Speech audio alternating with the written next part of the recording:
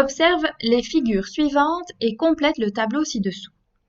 Alors, l'image du point G par la rotation de centre A de sens positif d'une amplitude 2 est le point un tel. Donc, en gros, ici, c'est un tableau qui va reprendre en détail la notation mathématique.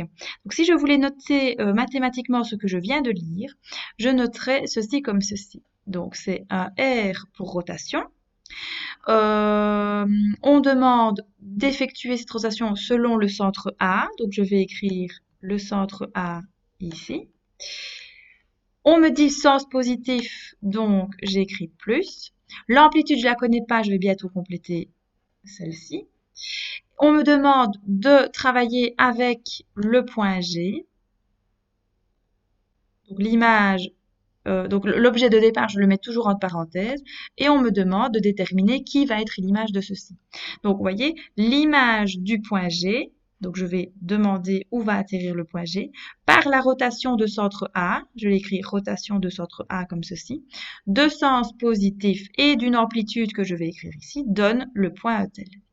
Donc vous regardez le centre A, le point G, pardon, va voyager autour de A. Ben, ici, je voyage et j'atterris sur F.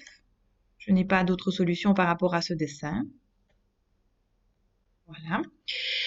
Et on me demande de combien de degrés? Ben, de 50 degrés. Donc, si vous regardez, le point G a bien tourné autour du point A pour arriver sur F en allant dans le sens contraire des aiguilles d'une montre, c'est-à-dire le sens plus, de 50 degrés. Et on vous demande d'effectuer la même chose pour tous les autres. Donc je vous laisse faire ça en détail. Ce que j'ai écrit là, ce n'est pas du tout obligatoire. C'était pour vous montrer que on détaille dans le tableau tout ce qui est écrit au niveau mathématique. Donc vous voyez que la version mathématique, encore une fois, est toujours une version raccourcie pour s'éviter d'écrire de trop.